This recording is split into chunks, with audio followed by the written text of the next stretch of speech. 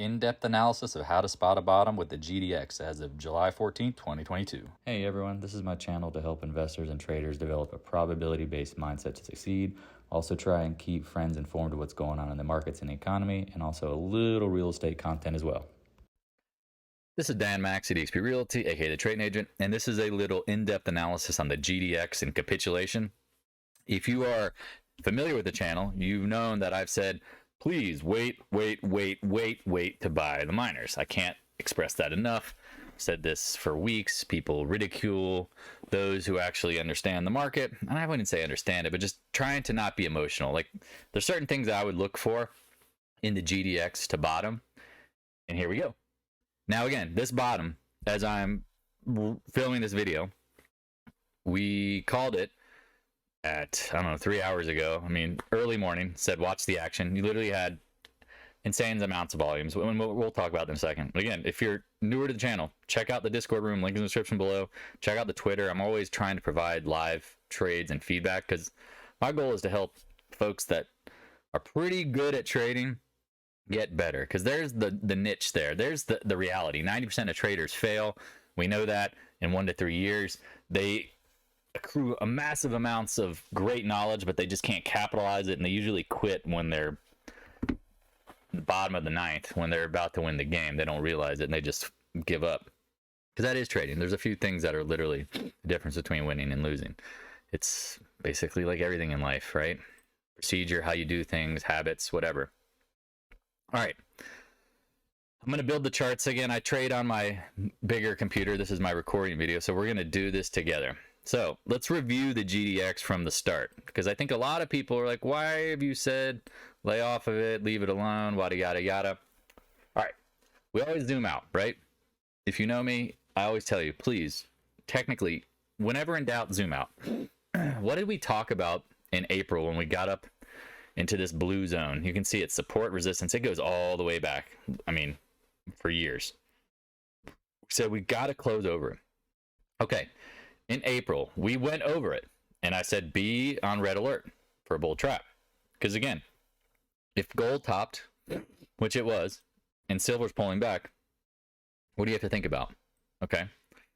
This candle in itself was a red flag. I always talk about red flags, and one of the things that I tell people is that they don't always play out immediately. But this is a sell signal, is it not? You did go lower in short term, but look what happened. You went higher. This was a very difficult trade to say the top is in.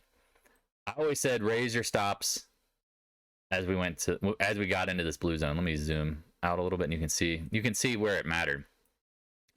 Here was the one thing and the one way to ultimately always trade, and this is what I tell people: you layer in and you layer out.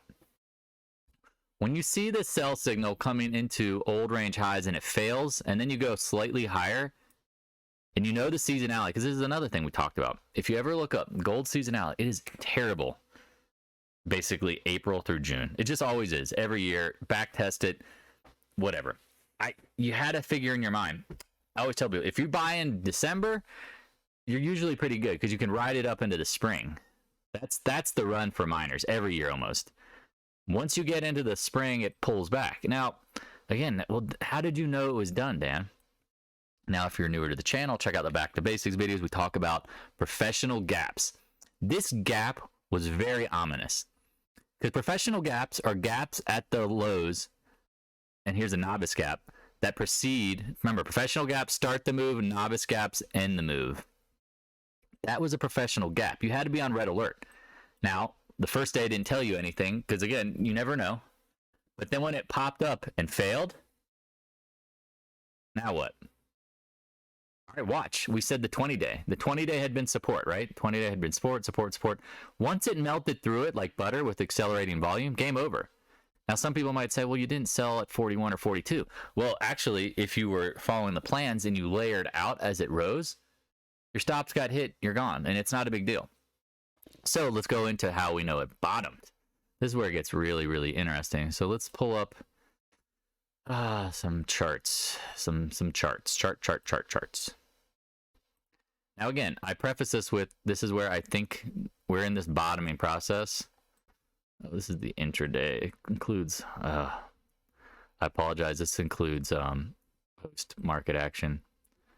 But you could see this low end of the channel, right? I always say this at the end of moves, usually blow out of channels. Oh gosh, let me switch this again. I apologize if you're newer, you're like, this guy's a clown. I agree, this is some clown crap. Let me see if I can find the cleaner channel without the post market. Oh gosh, nope.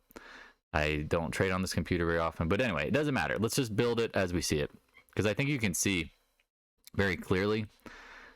Because you don't even really need to zoom in. That's what the irony of it is. People are like, what are you waiting for? What are you waiting for? What are you waiting for? Okay. What do we say about moves? At the lows, you get novice gaps, right? Did we just literally say that?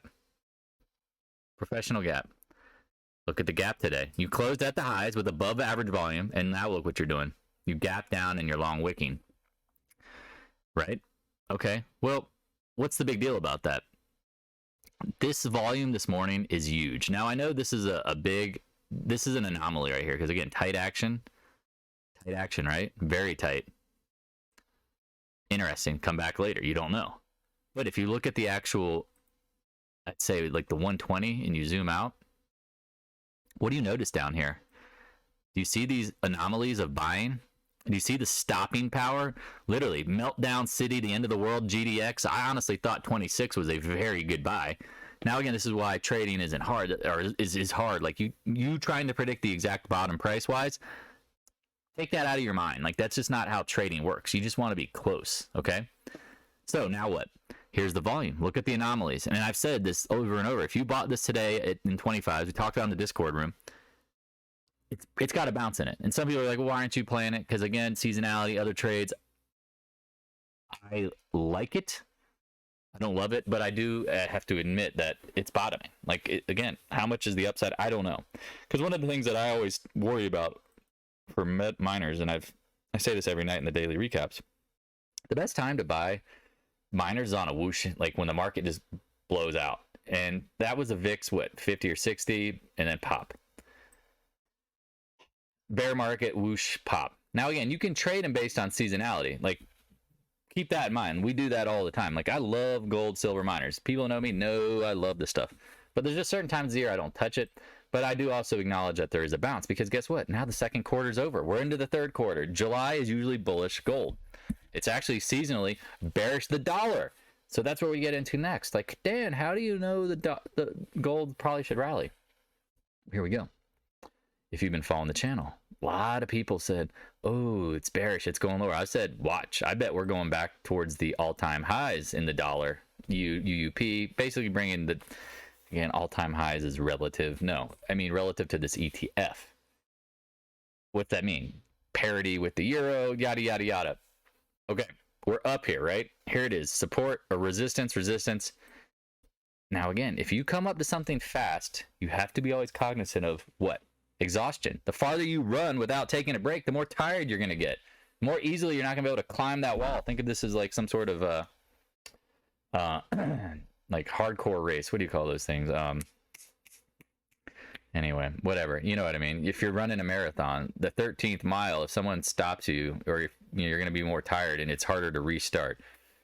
What do you call those things? Warrior dashes. Yeah, if you're running, the closer you get to the end, the more tired you're going to get, and something can stop you or fail you or injure you.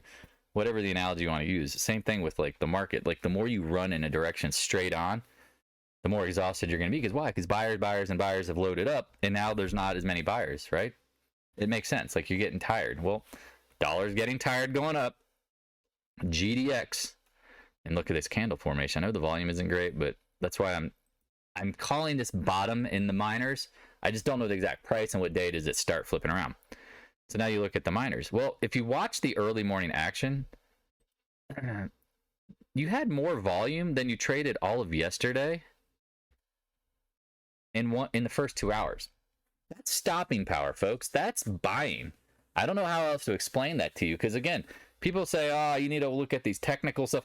No, stopping power. Do you know what that means? That means somebody with big money, big accounts is stopping the action from dropping, and the market maker is what? Is holding it up too. Isn't stopping the action from going lower. If they want to bring the price down, what they do is they let big money come in, and then they pull the plug on them. Well, at this point, I would assume market makers got a ton of inventory to mark up on GDX, right? Just, again, seasonality should do well, should be okay. I hope this helps because, again, I've been telling people, wait. There was never any capitulation until recently because, again, look at the 120. Like, zoom out. When's the last time you saw legitimate volume? I mean, you didn't even see it down here, and you got a little bounce. Now you're getting, here's the first birthing pain, as I call it. I mean, it literally happened on the first. And then you went lower, and again, that's why I was like, nah. Remember just like looking at it in, here we go. In March before it topped in April. Birthing pain. It's probably going to go lower. Boom. Now watch. Here's how you confirm. Hey, set your stops at the low of the day.